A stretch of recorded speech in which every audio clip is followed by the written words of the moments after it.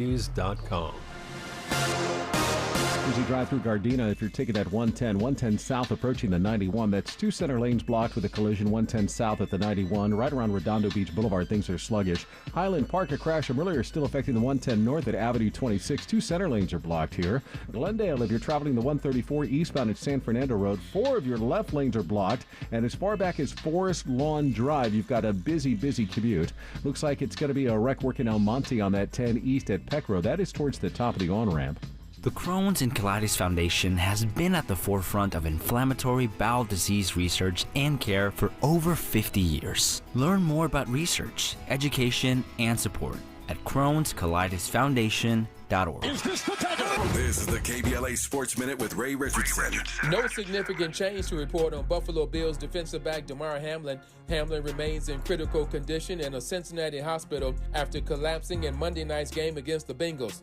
Out of respect for Hamlin, the Pro Football Hall of Fame is delaying tonight's scheduled announcement of the 15 finalists for the class of 2023. The Lakers are at home tonight against the Miami Heat.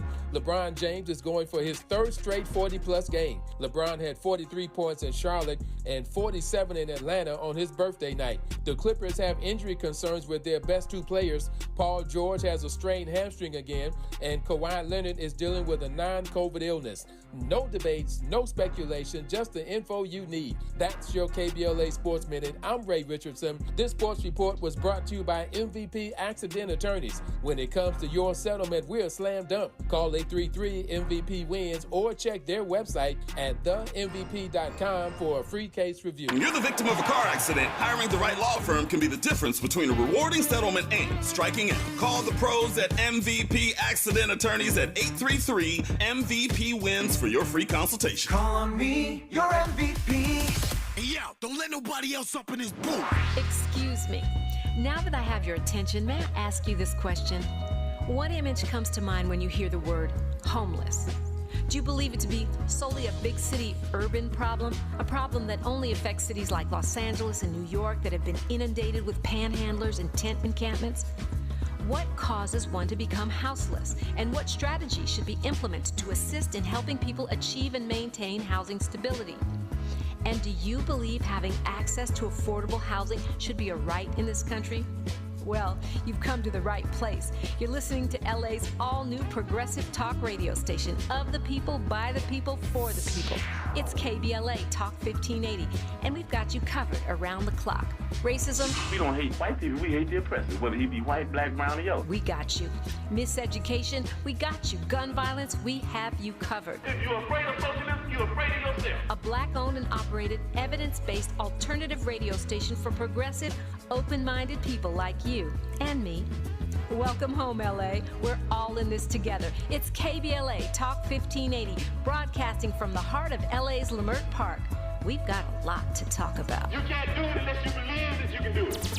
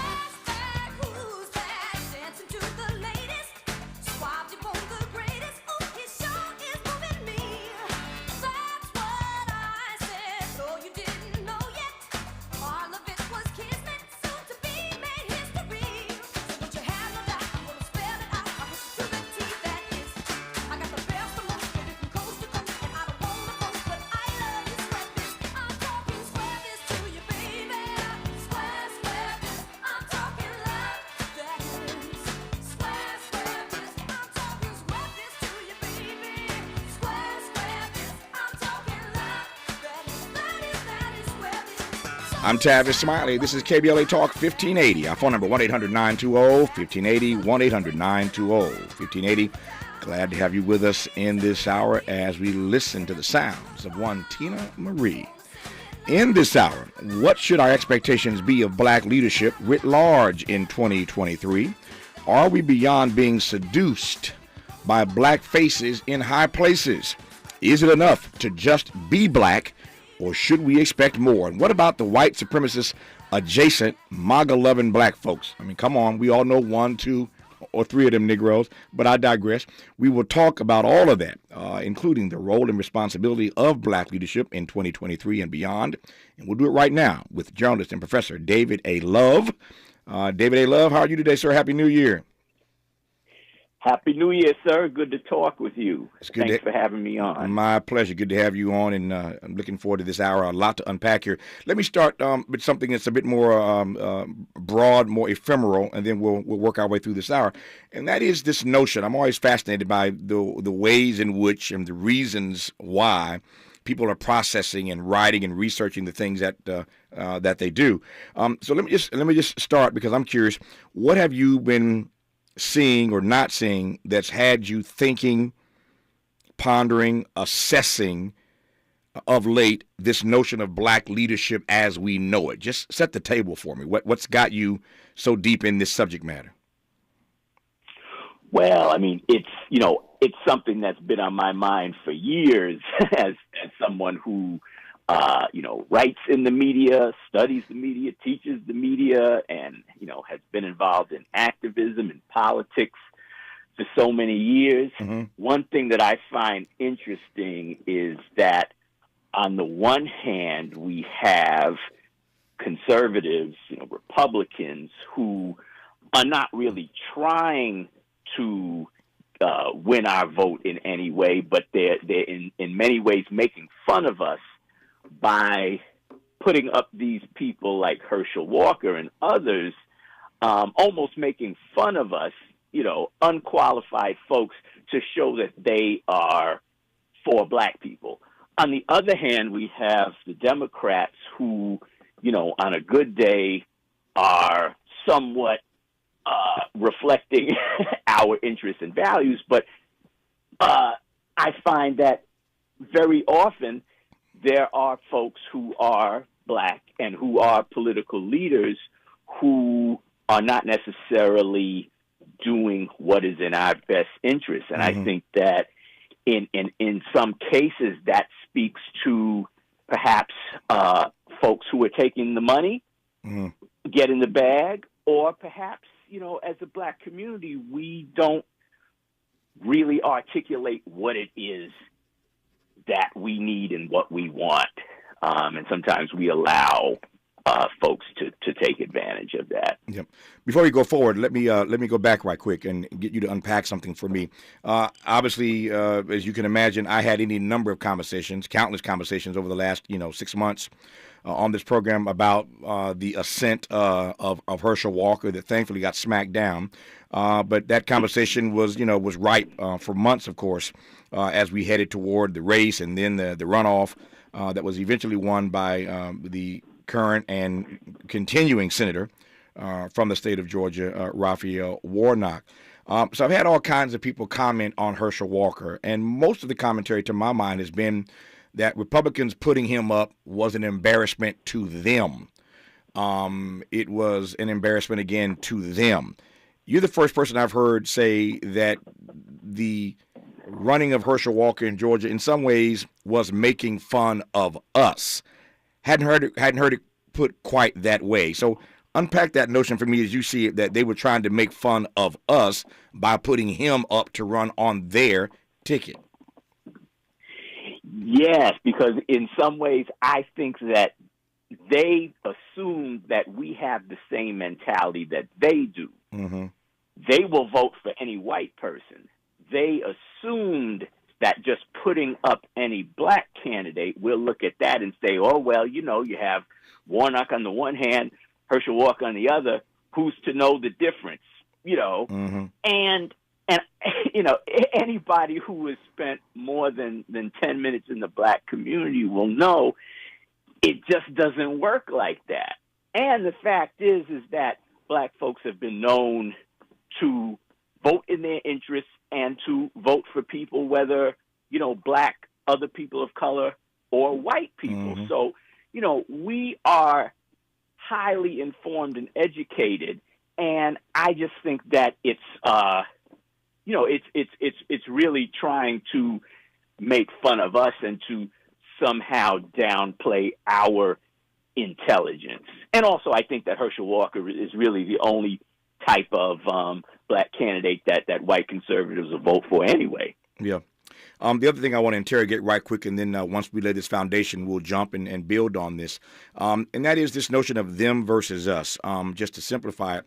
But what you basically suggested earlier was that, sometimes, and I'm paraphrasing this, sometimes the black leadership we get is no better than what we deserve. In other words, if we vote these people in and they don't deliver on any number of levels, then it's really not so much about them as it is about us. So let me just ask this broad question, and then we'll spend the rest of the hour unpacking this and peeling back some other layers. But ultimately, when black leadership fails black people, and this may be too big a question, it may be too generic, and I try to stay away from that, but let me ask it anyway and see what you do with it. Ultimately, when black leadership fails black people, and as much as I love black people and love black leaders, I can give you as many examples as you can give me where I think black leadership has in fact failed black people. When that happens, is it them or is it us? Their fault or our fault? That's a very good question. And I would say that it's a combination. Mm-hmm. I say it's a combination because, black leadership, the fact that we have so much black political representation, that speaks to a movement that was created to put these people in office, and they should have a sense of commitment to the community that birthed them. On the other hand, I would also say that many folks in the community who, aren't really keeping on top of what's going on in politics, they just see it as a spectator sport, don't get involved. I would like to think that over the past couple of years, that mentality has changed and people have realized that you have to be directly involved in all of this that's going on in order to make a change. But I think, people still don't have a basic knowledge of what we send these folks out there to do. And as a result, our elected representatives are allowed to, kind of freelance and do whatever it is that they want to do to better themselves. Mm. And there are also many good, hardworking, committed, black leaders out there. Yep. But some aren't. Yep. There's a lot to talk about in this hour, and I'm glad I've got Tavis Love. He's a teacher, my professor, instructor at Rutgers School of Communications and Information, where he trains students in social justice journalism, a laboratory, in fact, and does a great deal more writing for all kinds of publications. Just a brilliant public intellectual. We're honored to have him on in this hour. When we come forward, we'll continue our conversation assessing and critiquing black political leadership. I said earlier in today's program that it's once again midnight in America. And now seems to me to be a most propitious time, particularly here at the start of the year, again, to assess black leadership as we know it, to perhaps unearth the ways in which we are benefited by black leadership, but also assess some of the ways that that black leadership is failing us. And I'm hesitant to even say that, to use that term, because black leadership is so amorphous, right? It's so generic. We know there are good black leaders and not so good black leaders, but I think there is a conversation to be had specifically about the ways in which black people ought to be served by those who would call themselves African American leaders. And it's got to be more than this notion of black faces in high places. A great deal to unpack in this hour. We'll continue when we come forward with David A. Love on KBLA Talk 1580. We've got a lot to talk about. Good thing we've got 3 hours. More of Tavis Smiley when we come forward. At Cedars-Sinai, we're honored to be named the #1 hospital in California and the #2 hospital in the nation in U.S. News & World Report's Best Hospitals Honor Roll. We're also proud to be named #1 in 6 specialties in Los Angeles. Thank you to our physicians, nurses, academic leaders, and thousands of other team members who bring their best to Cedars-Sinai every day. Learn more about our top-ranked care at cedars-sinai.org. The Venture X card from Capital One gives you premium travel benefits, perfect for seeing Taylor Swift The Eras Tour. Presented by Capital One. Oh, I do love her. Earn 5 times miles on flights and 10 times miles on hotels through Capital One Travel. Enjoy your stay in Suite 13. Whoa, 13? That's Taylor's lucky number. The Venture X card from Capital One. What's in your wallet? Terms apply. See CapitalOne.com for details. It's game day at Jim's house, and the spread is impressive. Mike's already done some damage with the hot wings, and now he's dropping back and going deep for another slice of pizza. I sure hope he brought the Pepto. Mike knows the Pepto-Bismol provides fast 5-symptom relief from unexpected stomach upsets. He's no rookie. The way he's throwing back those nachos, he's the GOAT. Be ready for game day with Pepto-Bismol. When you have nausea, heartburn, indigestion, upset stomach, diarrhea. Use as directed. Keep out of reach of children. This Sunday and every Sunday is the African Marketplace and Drum Circle Community Market. Get free groceries, essential resources, and buy black from local merchants of arts, beauty, custom black merchandise, and more. Choose from a wide variety of cuisines, custom-made clothing, jewelry, and a lot more. Experience the true essence of Africatown at Lamert Park every Sunday from 11 a.m. to 5 p.m. Join the drum circle, dance, enjoy live performances, connect with other conscious black people. Experience black excellence every Sunday in Africatown at Lamert Park. You can find us on Degnan Boulevard near Vernon and Crenshaw in the heart of Africatown at Lamert Park. That's the African Marketplace and Drum Circle Community Market. Join us for music, shopping, food, and fun this and every Sunday. Support black businesses, recycle black dollars, and feed your soul. The African Marketplace and Drum Circle Community Market every Sunday in Africatown at Lamert Park. Brought to you by Africatown Enterprise and the African Village Vendors Association. Conversations that matter. You're listening to Tavis Smiley on KBLA Talk 1580. I think this counts as a conversation that matters. We are assessing and critiquing, for that matter, black political leadership as we know it in America. Our guest is Rutgers instructor and journalist, commentator David A. Love, who I'm delighted to have on in this hour. There are a couple of things that I want to come to right quick here, David, and we'll move forward. One is that I'm always struggling, and I'm actually struggling to get it out. I'm struggling. I'm always wrestling with this notion of how we critique black leadership. In other words, what the frame for interrogation ought to be, what the yardstick for judgment ought to be. I'm not so sure.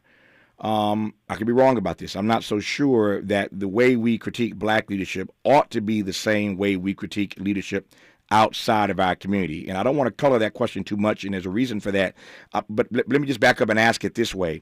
Whether or not the way you think about, the way you assess, the way you critique black leadership and what they owe to black people is different than how you critique other leadership, whatever that other might be. That's a very good question. I mean, ultimately, I think that people who are acting in our name, they have to respond to what we want. I would like to think that black leadership have a different measure, different yardstick, because, they come from our community, and I think we have to hold them to a higher standard. And they have to act in our name. But at the same time, I can think of situations where, people who are representing our community who are not black may have more of a sense of commitment to our causes than some folks who are purportedly leaders from our community. So I don't know. I mean, I think of, when you ask that question, I think about somebody like former President Obama. Mm-hmm.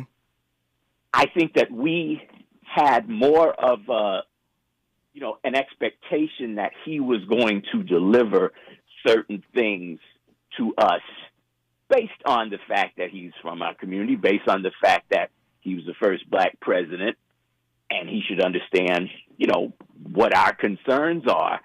And there was always this sense that he couldn't give us all that we wanted because, first black president, Jackie Robinson syndrome, that kind of thing. He had to worry about how white folks thought about him. And that's really, I think back at that, and it was really troubling. And it's not to say that he didn't deliver certain things to the black community. It's not to say that he wasn't a source of pride for us. But there is a higher expectation, especially when you are in high positions of power and privilege. There's this idea that you have to reach back down to the folks that you left and bring them back up. And I think, Let me probe that a bit further. Since you went there, I want to follow you as I will throughout this hour. And by going there, I mean invoking the name of Barack Obama. Let me ask this question, and again, I don't want to color it too much. I'll see what your response is, and then I'll know where to go. Barack Obama became famous, or to my mind, infamous, for repeating the following line on more than one occasion. You probably know where I'm going. But as president, I heard it, frankly, one too many times. I am not the president of black America. I'm the president of all America. Whenever he'd be put upon by black people specifically to do certain things, and sometimes that came from one Tavis Smiley, but whenever he'd be put upon to do certain things for African-American people, his response was always the same, that I am not the president of black America. I'm the president of all America. Now, that line always worked for him inside of white America. They got it. They loved hearing him say that. It worked on the white side of town, the vanilla side of town. But there were some of us who debated that refrain coming from the president. I'm curious as to how you processed that comment. Yeah, well, I think it speaks to this notion that he was able to benefit from blackness, but he didn't want to be too closely associated with us because doing so would alienate white voters, as if somehow it's mutually exclusive to be for black interests and for American interests. I mean, I would argue that you have to do right by African Americans in order to make this country work in the end. And I think that's a failure of this country to really address our issues is part of the problem why we're here. But yeah, it's this thing where, I'm black. I want to be down with the black folks, but I can't make it look like I'm giving any preferential treatment to black people because then, they'll vote me out. And I think that speaks, even though that was rhetoric, I think that speaks to broader policy concerns because, Obama had an opportunity to bail out folks in the Great Recession. We had a massive historic loss of black wealth from the subprime mortgage crisis, and he didn't do anything.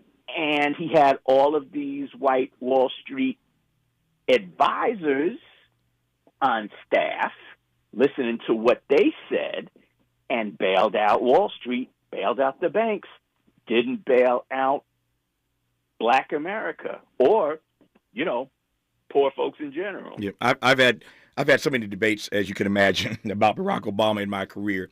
And I took a major hit, as everybody knows, for trying to hold him accountable to a number of things. But there's only one piece of evidence that I ever suggest or submit to people when they want to talk to me now about my Obama commentary then. And to your point now, it's simply this, that black people lost ground. These are facts. This is not Tavis facts. These are facts. Look it up. Black people lost ground in every single leading economic indicator category during the Obama years. Let me repeat that. Black folk lost ground in every single leading economic indicator category during the Obama years. Even as the banks and others were bailed out, as David Love said a moment ago, we lost ground in every economic category. And I'm not going to debate you on that. That's just a fact. And that's what I was trying to avoid by raising these critical issues during the 8 years of his presidency, that we would not be taken for granted, that we would not be ignored.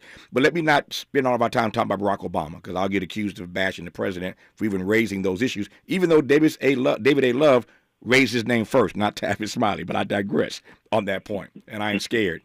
But the point is that the reason why the Obama invoking his name is significant for me is because now there are a bunch of other folk just like Barack Obama, which is to say that there are a number of African Americans now who are running for high office across the country who are not just serving black constituencies. Wes Moore is about to be inaugurated as governor in Maryland. I've known Wes for 20-some years, friend of mine, happy for him. Raphael Warnock won again in the state of Georgia, running against another black man, as you mentioned, named Herschel Walker. 2 black men vying for a major seat in the U.S. Senate. Mandela Barnes almost pulled this off in Wisconsin. Cheryl Beasley almost pulled it off in North Carolina. You had Val Demings down in Florida. Karen Bass just elected the mayor of the city of L.A., and Negroes do not make up the majority of people in this city where this station is flagshipped. I could do this all day long. There are more and more examples of black people ascending to high positions, black faces in high places, but they're not necessarily owing their being there per se to African American people. And I wonder whether or not in the years to come, our expectations of these folk who we did not singularly put in these seats might be too high. David A. Love. Yeah, I think our expectations are always too high if we don't have a plan to hold them accountable. Mm-hmm. And, the names that you mentioned, including some firsts like Wes Moore and Karen Bass and others, we should rejoice and be happy and all those good things. But ultimately, that's not going to help us, especially if some of these folks are beholden to other forces, particularly for their money. So I don't think our expectations are too high if we have a plan to hold them accountable. I think that, looking at some of these folks and how their leadership, how their administrations are playing out, frankly, is downright disappointing. I look at New York with, the mayor, Eric Adams, and here's a black man from Brooklyn. He was a police officer, but he was a reform-minded police officer, and now he's criminalizing the homeless, and forcibly placing them, in custody and things like that. And you have to ask: is this what we have been fighting for? So, yeah, I think that ultimately we have to look at who is behind, who is propping up these people, and we have to make sure that they're held accountable. Yep. The flip side of that, which I want to come to now, once we advance past news, traffic, and sports here in just a second, the flip side of this argument about holding them accountable, the flip side of assessing and critiquing black leadership is black leadership under attack. I was just reading this morning, in fact, a new article about Marilyn Mosby, the former state's attorney, sister in Baltimore, and she's about to go to trial. We have Mark Ridley Thomas here on the West Coast in Los Angeles. I could run a list of other names. The name Marion Barry was raised earlier in our show today as an example of black folk, black leadership under attack. They set Marion Barry up. Perhaps he shouldn't have been in that room, but he was set up. And this is nothing new. So I want to talk about the flip side of accountability, and that is the other A word, attack of black leadership. A lot more to talk about with David A. Love when we come forward on KBLA Talk 1580. The station you turn to when you've had it up to here with cultural incompetence. KBLA Talk 1580. I'm Mike Moore, and here's the latest from the Black Information Network. Mortgage application volume is falling in a big way. The Mortgage Bankers Association says it dropped by just over 13% last week as interest rates went higher to close out 2022. The average rate for a 30-year mortgage hit nearly 6.6%. Meantime, fewer people are also looking to refinance. That figure dropped by over 16%. Large crowds are coming together to say their final goodbyes to soccer legend Pelé. His casket was covered with Brazilian and Santos FC flags as it moved through the streets of Santos before arriving at its final resting spot. The procession followed a 24-hour wake which saw thousands of visitors come to pay their respects. He died last week at the age of 82. And that's the latest. I'm Mike Moore from your 24/7 news source, the Black Information Network and BINnews.com. As you drive through Gardena, if you're ticket at 110 south approaching the 91, that's two center lanes blocked with a collision, 110 south at the 91. Right around Redondo Beach Boulevard, things are sluggish. Highland Park, a crash from earlier still affecting the 110 north at Avenue 26. Two center lanes are blocked here. Glendale, if you're traveling the 134 eastbound at San Fernando Road, four of your left lanes are blocked. And as far back as Forest Lawn Drive, you've got a busy commute. Looks like it's going to be a wreck work in El Monte on that 10 east at Peck Road. That is towards the top of the on-ramp. The Crohn's and Colitis Foundation has been at the forefront of inflammatory bowel disease research and care for over 50 years. Learn more about research, education, and support at Crohn'sColitisFoundation.org. Is this the This is the KBLA Sports Minute with Ray Richardson. No significant change to report on Buffalo Bills defensive back Damar Hamlin. Hamlin remains in critical condition in a Cincinnati hospital after collapsing in Monday night's game against the Bengals. Out of respect for Hamlin, the Pro Football Hall of Fame is delaying tonight's scheduled announcement of the 15 finalists for the class of 2023. The Lakers are at home tonight against the Miami Heat. LeBron James is going for his third straight 40-plus game. LeBron had 43 points in Charlotte and 47 in Atlanta on his birthday night. The Clippers have injury concerns with their best two players. Paul George has a strained hamstring again, and Kawhi Leonard is dealing with a non-COVID illness. No debates, no speculation, just the info you need. That's your KBLA Sports Minute. I'm Ray Richardson. This sports report was brought to you by MVP Accident Attorneys. When it comes to your settlement, we're a slam dunk. Call 833-MVP-WINS or check their website at themvp.com for a free case review. When you're the victim of a car accident, hiring the right law firm can be the difference between a rewarding settlement and striking out. Call the pros at MVP Accident Attorneys at 833-MVP-WINS for your free consultation. Call on me, your MVP. Central Neighborhood Health Foundation is a full-service network of federally qualified health care centers that serves local communities throughout Los Angeles, Riverside, and San Bernardino counties. CNHF clinics provide low-cost to no-cost, compassionate, comprehensive, quality health care, which includes primary care services for chronic disease and diabetes management, pediatric and women's services, preventive care, vision and dental screenings, COVID-19 testing and vaccines, flu vaccines, behavioral health, HIV, and substance use services. Virtual telehealth visits are available from the comfort of your home with highly qualified physicians and medical professionals. CNHF also provides peer support specialist training and help with housing navigation. Central Neighborhood Health Foundation. Your wellness is our priority. Comprehensive care built on trust and respect. For more information, visit cnhfclinics.org or call 213-536-5815 today to locate a clinic near you. KBLA Talk 1580. We've got a whole lot to talk about. Hi, Maisha Cairo here, KBLA, live at Chase Bank on Crenshaw and Vernon for the In This Together tour with female business owners, a day of empowerment, community panels, and best of all, tips on building business from marketing to capital. Today I spoke with Tatiana, a community manager for JP Morgan Chase. Thank you so much. Yes, my name is Tatiana Roberts. I am a community manager for JP Morgan Chase. I have to honestly say that this has been the most fulfilling position that I've ever had, where I get to give back to the community because I saw my mom's struggles.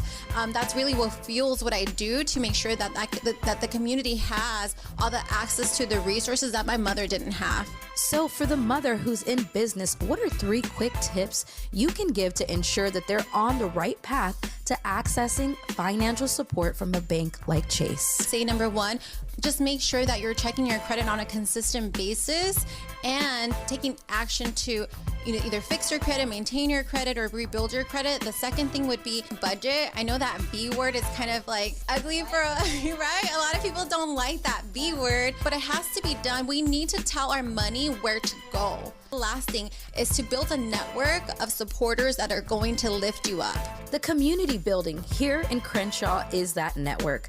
So visit the Chase Community Center on Crenshaw and Vernon. Meet a banker today. Tell them about your business. I'm Maisha Cairo in the community for KBLA with JP Morgan Chase.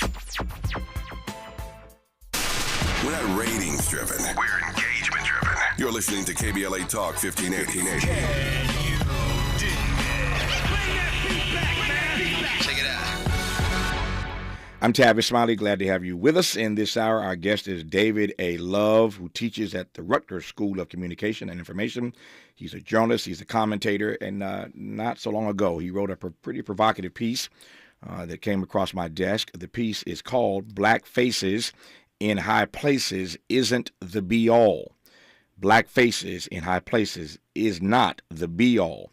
We are continuing our conversation now in this hour as we assess and critique and think about black leadership in this present moment in late modernity, and whether or not our leadership is delivering for us and whether or not our leaders are taking us in the right direction. We've been talking for the better part of this hour, again, about assessing black leadership. Now I want to talk about the attack on black leadership. And I'm raising this, David, because I always want to be sensitive. I love black people, and I always want to be sensitive even in my critique. I've said many times, I don't believe there's anything that we ever have to say or do in our lives.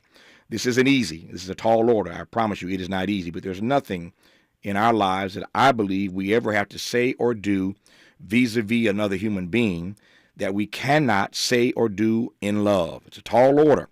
But everything we do ought to be done in love. And so as we critique our leaders in love, we also have to assess in love whether or not many of them are under attack. And I want to be balanced always in my approach.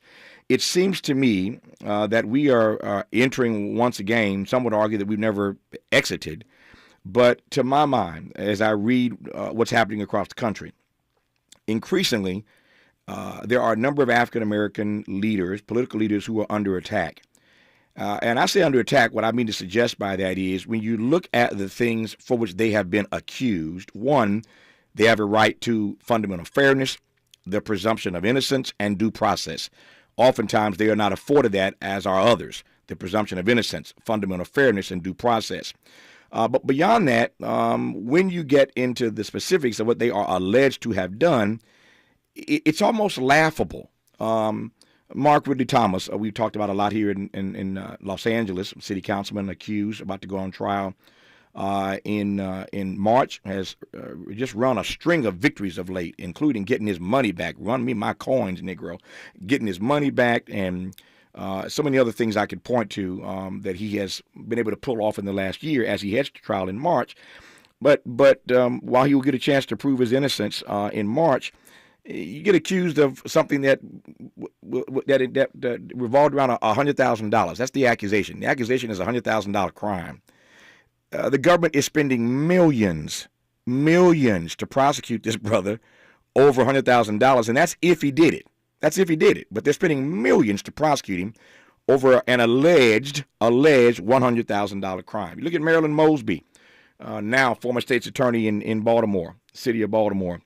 And you look at what she's accused to have done. You know, they say she lied on a form to get a loan to buy a vacation home in Florida.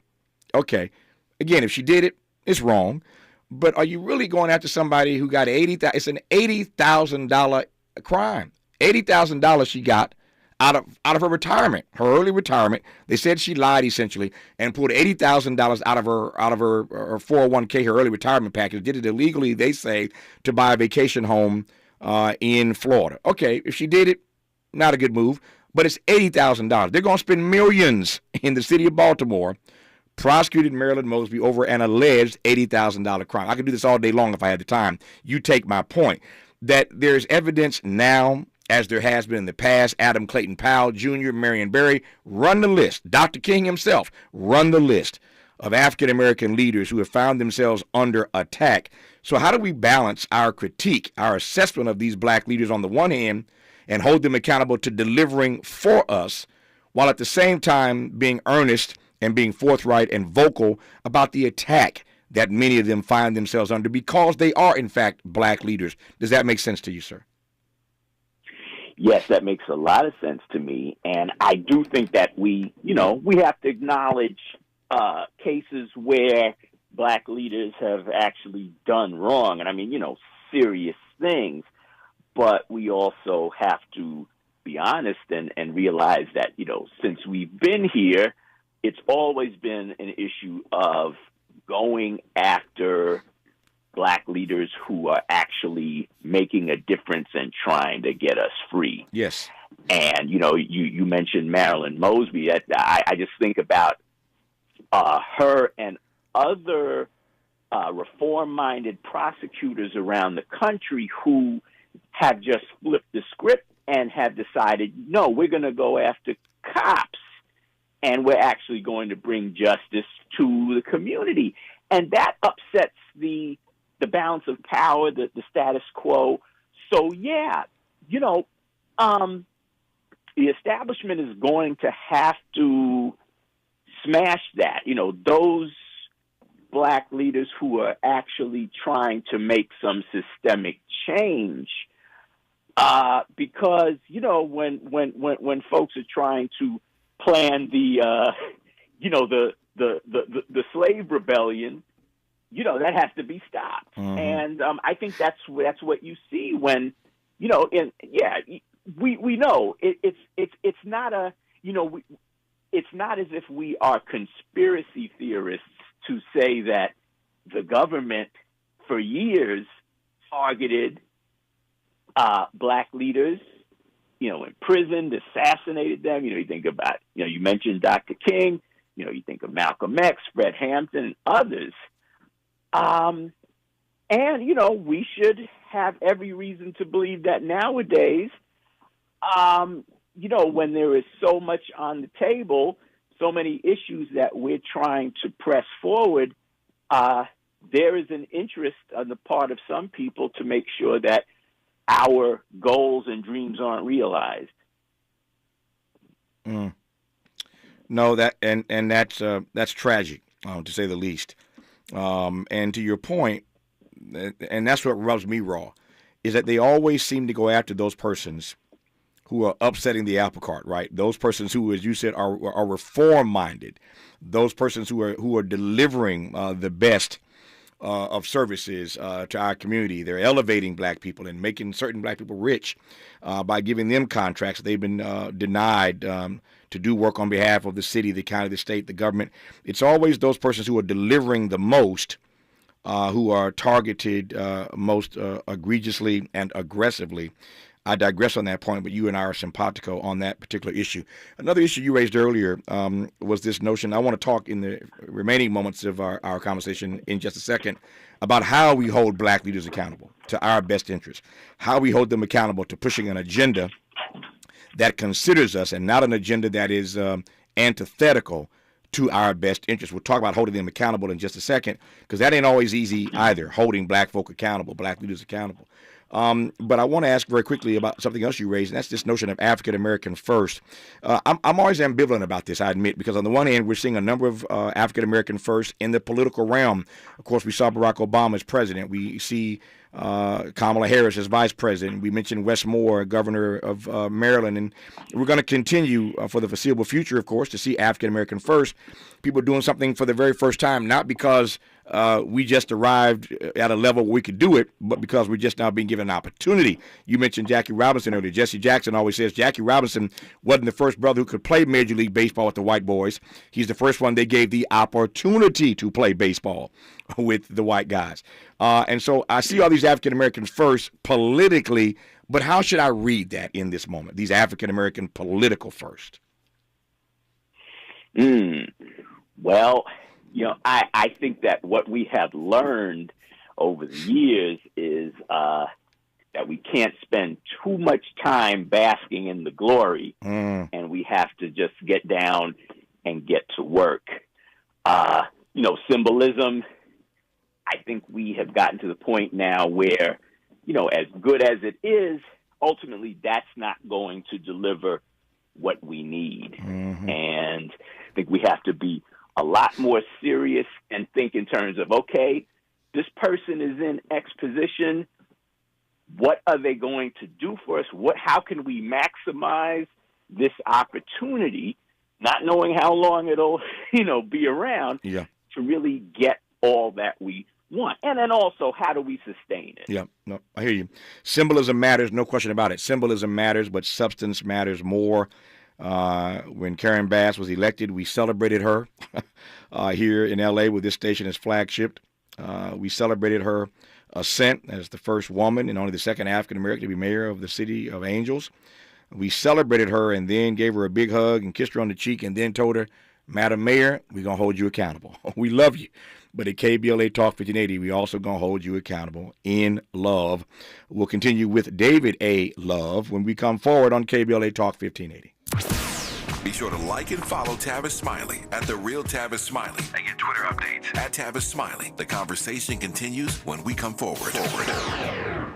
In recent editions of the Los Angeles Standard newspaper, read about Karen Bass's plan to curb crime and homelessness. Black merchants purchase a building in Leimert Park Village. The California Task Force to study reparations report. Local HBCU advocates Brandon Miller and Nicole Ford jump the broom. Interior designer Tamara Marie creates environments in people's homes that invoke positive emotions. Black alumni from UCLA and USC's annual joint football tailgate. Introductory aviation and aerospace programs for Black youth. The Handy Foundation trains people of color for behind-the-scenes jobs in the film industry. Black-owned LA Grind Coffee and Tea Bar in Mid-City. And Black-owned 1010 Wine and Events in Inglewood. Read about these stories at www.lastandardnewspaper.com.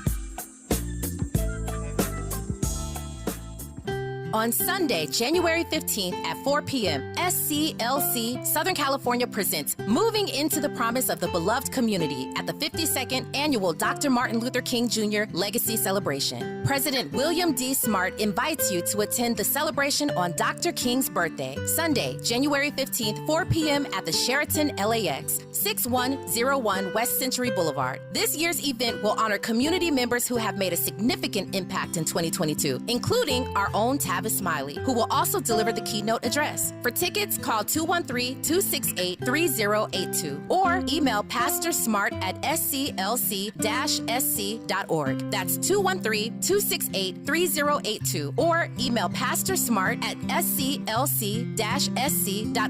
Don't miss SCLC Southern California's 52nd Annual Dr. Martin Luther King Jr. Legacy Celebration, Sunday, January 15th, 4 p.m. at the Sheraton LAX. This is KBLA Talk 1580, where everybody is somebody and nobody is a stranger. You belong here. You do indeed belong here, and I'm glad that you are here as we continue and get close to wrapping this conversation in this hour with our guest, David A. Love, talking about Black leadership. In our next hour, Dancing in the Darkness, Spiritual Lessons for Thriving in Turbulent Times. The author of this new book is the brilliant Otis Moss III. His daddy is a legend, Otis Moss Jr., who worked alongside Dr. King. Speaking of Dr. King, but Otis Moss III pastors the church in Chicago, Trinity United, that was once pastored by Jeremiah Wright. His new book, Otis Moss III, is Dancing in the Darkness, Spiritual Lessons for Thriving in Turbulent Times. It's a great read.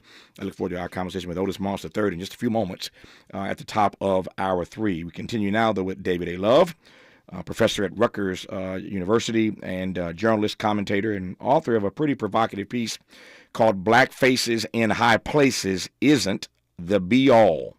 I was saying, again, a moment ago, David, that I want to spend the rest of our time now talking about accountability. I believe that there's honor in accountability. None of us wants to be in any kind of relationship in life, professional or personal, where the other party is not being held accountable. The same is true for Black leadership. If we elect you to be a Black face in a high place, then we expect you to deliver for us, and we're going to hold you accountable to do just that. I guess the question, though, is in 2023 and beyond, given this perilous moment that we find ourselves in, as Dr. King might say, it's midnight once again in America, how do we hold Black leaders in particular accountable? Yes, well, I think that the stakes are so high that we have no choice. I think that, we have to decide on what it is that we want, whether short-term or long-term. And we have to make sure that we elect the people who will uphold those values, those policies that we care about so much, whether it's voting rights, reparations, other issues. We have to make it clear. And also, it's not just an issue of us wanting this just because we want it, although we have every right to. The larger picture here is democracy hangs in the balance. Mm-hmm. So we're really talking about what are we doing here, and do we want this system of government to still be in existence? And I would argue we never really had true democracy, but we're always fighting to that end goal. And and obviously there's issues of economic empowerment and other things. But this is a time where all people and leadership had to decide what side they're on. And we don't have any time for playing games and messing around. That's the way I see it. To my mind, it has always been the case that black people at our best, and I underscore at our best, we have always been the conscience of this country. That's who we are. We've been the conscience of this country, and because we have forced, and I do mean forced, sometimes interposition, sometimes nullification, sometimes amendment. It has varied from time to time, but we have forced this country bit by bit, little by little, to live up to its truest ideals. So we've always been the conscience of the country. When we come forward, I want to close by asking a question that I asked another guest perhaps a year or so ago, but in this particular moment, I think it's worth repeating this question that just came to me, particularly as we talk about assessing and critiquing African-American leadership in this critical moment in the nation's history, given that we've always been, again, the conscience of America. And that is, with regard to black leadership in particular, what can a nation that has the blues learn from a blues people? That's who we are, right? We're blues people. But when we put black folk up to lead the nation as president, as vice president, as governor, as senator, run the list, in this moment, this critical moment, what can a blues nation learn from a blues people? We'll put that question, finally, to David A. Love when we come forward on KBLA Talk 1580. We may be LA's newest talk station, but when you're punching above your weight, it's not about whether you can throw a punch. Can you take a punch? We're unapologetically progressive. KBLA Talk 1580. And we don't black down. Hey, Dad, how do airplanes fly? What's in this box? Is this tree good for climbing? How are babies made? What does this thing do? Kids are curious about everything, including guns. Talking to them about gun safety in your home is a good first step, but you can do more. Always keep your guns locked, unloaded, and stored separately from ammunition. Safe gun storage saves lives. Learn how to make your home safer at endfamilyfire.org. That's endfamilyfire.org. Brought to you by End Family Fire, Brady, and the Ad Council. You took the first step and quit smoking, but even former smokers may still be at risk for lung cancer. That's why SaveByTheScan.org wants you to know about a new low-dose CT scan that can detect lung cancer early. It takes only 60 seconds and could save your life. You took the first step, now take the next. Visit SaveByTheScan.org for a simple quiz to see if you're eligible and talk to your doctor about screening. SaveByTheScan.org is brought to you by the American Lung Association's Lung Force Initiative and the Ad Council. KBLA Talk 1580. We've got a lot to talk about.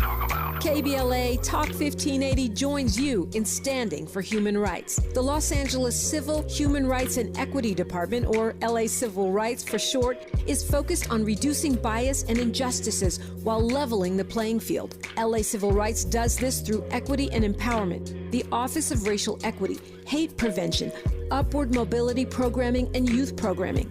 They convene commissions and advisory councils. The Civil, Human Rights, and Equity Department of the City of Los Angeles is led by founding executive director Capri Maddox and is breaking new ground for municipal governance. LA Civil Rights oversees citywide initiatives, including the Renew program, LA Repair program, and the LA for All campaign. The LA Civil Rights Department believes that the goals of equity and inclusion for all people can be achieved through hard work and collective action. To get involved and be part of the solution, report a civil rights violation, or get more information, visit civilandhumanrights.lacity.org. That's civilandhumanrights.lacity.org or call 213-978-1845. This is a community call to action from KBLA Talk 1580.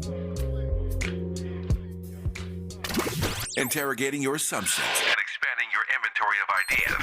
Let's get back to Tavis Smiley on KBLA Talk 1580. Let's get back to David A. Love on KBLA Talk 1580 with our final question, the exit question for this conversation.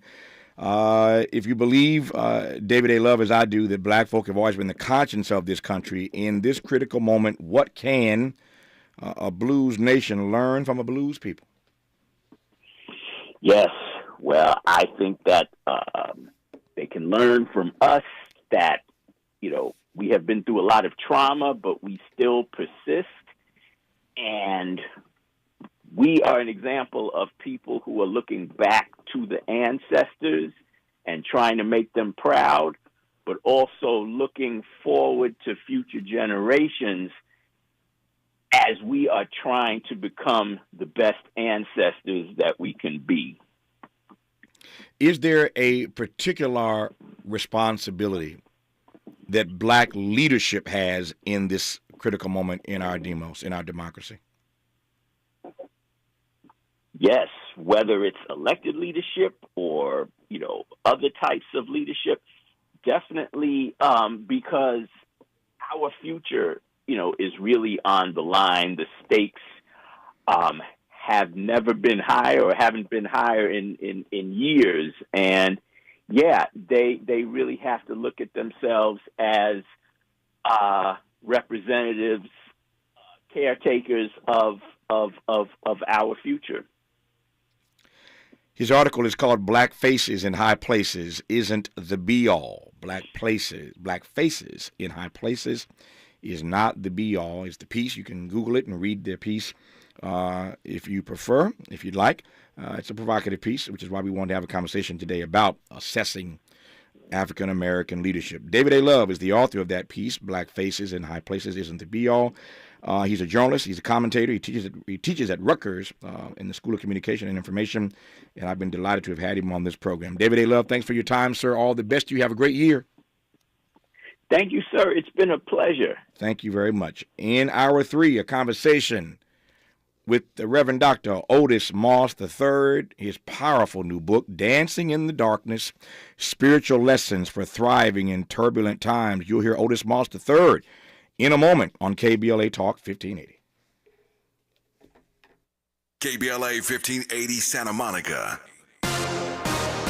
I'm Mike Moore, and here's the latest from the Black Information Network.